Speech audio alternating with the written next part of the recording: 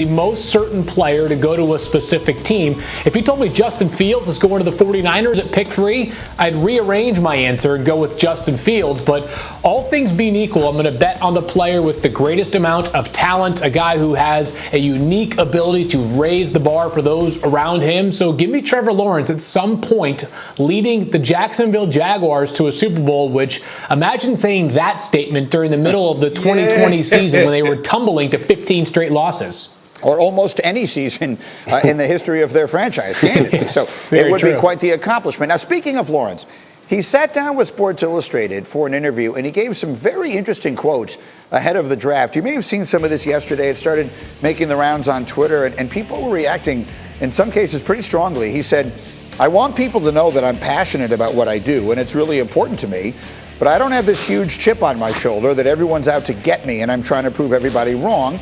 I just don't have that. I can't manufacture that. I don't want to." His father, meanwhile, told Sports Illustrated he's not award-driven. He's not, "I want to win a Super Bowl at all costs." Interesting stuff. And again, there was some pretty strong reaction on social media yesterday. Louis Riddick, what was your reaction?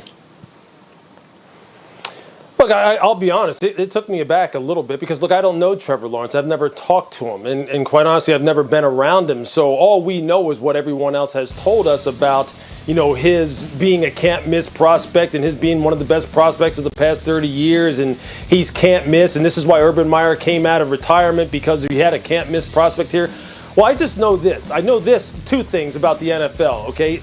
There are quarterbacks that are just maniacal in terms of their preparation and their commitment to the game, and they do want to win at all costs. Quite honestly, the guy who we consider the GOAT, Tom Brady, he has said, if you are not willing to commit yourself in the way that I'm willing to commit yourself, then you're probably going to have a problem matching up with him over time, you know, to paraphrase. You're probably going to have a little bit, be at some kind of deficit at some point in time in a football game against him, because he's someone who is maniacal in terms of making sure that he has all the answers and he is prepared as much as possible, and he will do whatever it takes in order to win football games.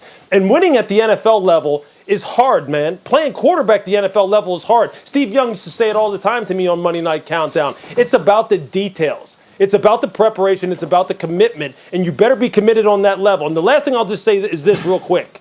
Remember now, people were questioning Justin Fields.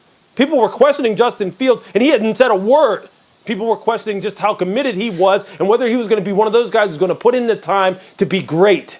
If Justin Fields had said this kind of thing, what do you think we'd be talking about here this morning? So I'm just going to put that out there, and I'm not questioning Trevor Lawrence. I'm just saying, though. It's an extremely good point, and that's one piece of this I hadn't thought of. I have a different thought on it, but Booger, I want to hear yours.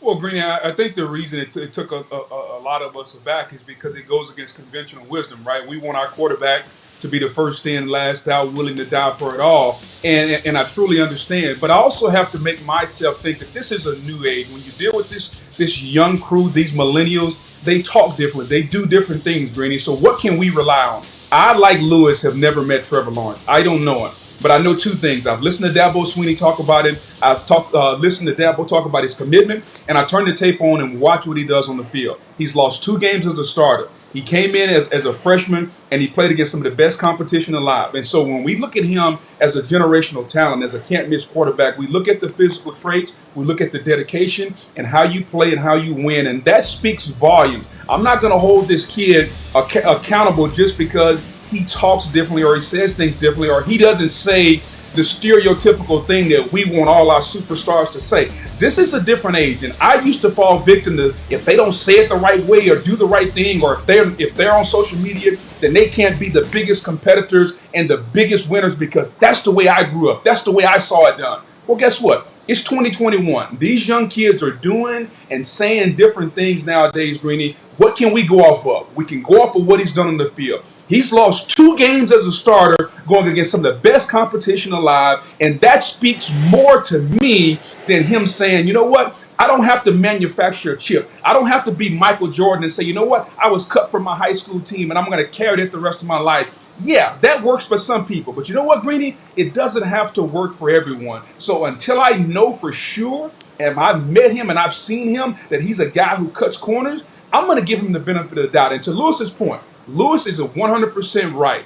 if Justin Fields has said this, we would be crushing Justin Fields because there is a narrative out there in the scouting community among some coaches that Justin Fields is lazy. There is a narrative out there that he's not as dedicated, and it's just not true. And we would fall victim to that, and that will be spreading like wildfire. And it's just something that we have to, as people who are on TV and talk about this stuff, we have to help control that narrative. So good point bringing that up, Lou. I agree with you completely, David. Let's just keep it here because we've now opened up a bunch of different conversations in one field. So there's a couple of different ways that I look at this. One of them is Trevor Lawrence is talking about not having a chip on his shoulder. Tom Brady was the 199th pick in the draft. That's how you get a chip on your shoulder. Trevor Lawrence has been the anointed one since he was a sophomore in high school. So the entire narrative on him has been he's the best ever from the time he was 15 years old. There's no way to get a chip on your shoulder while all anyone has been doing is telling you how great you are. But the second piece of that, which I hadn't even thought of,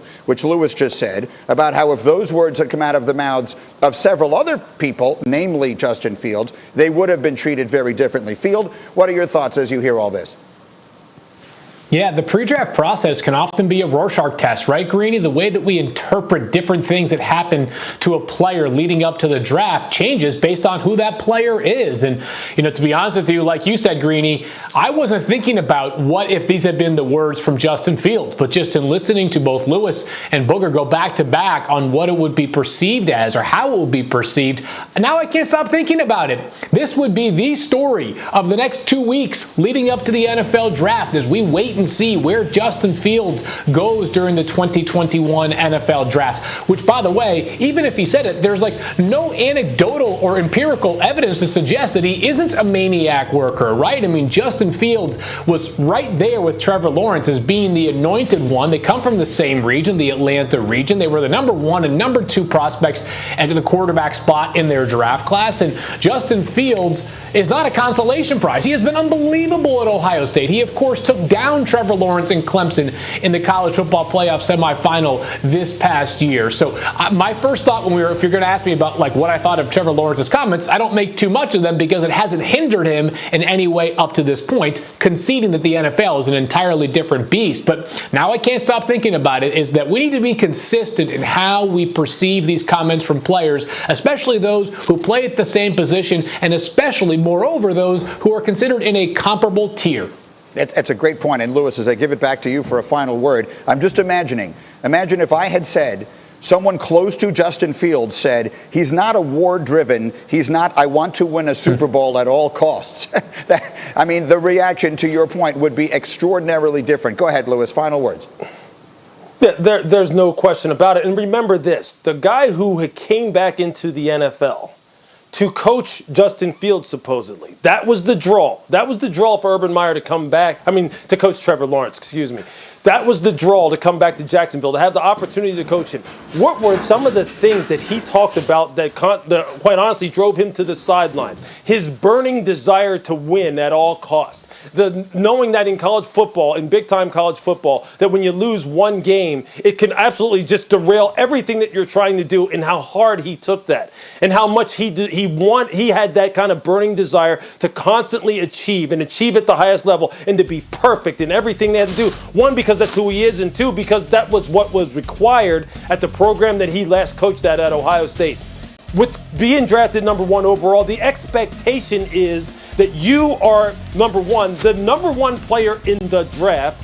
2, people have talked about you as being truly, and I hate this word, but I'm going to use it, generational. You're one of the best ever to come out in the pre-draft process as far as how you are evaluated. You are considered one of the best ever. And you're saying now that, yeah, you've had all this success up until this point. Yeah, you're passionate about the game. Yeah, it's important to you, but you're not a win-at-all-cost type of guy. There were other people in that article who said if Trevor had to walk away from the game now, he'd be just fine. Or if he had to walk away from it early in his career, he'd be just fine. He's not wired that way.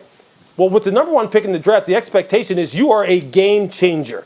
A game changer at the highest level. And maybe Trevor still is. Again, I haven't met him and I don't know him. And I'm not trying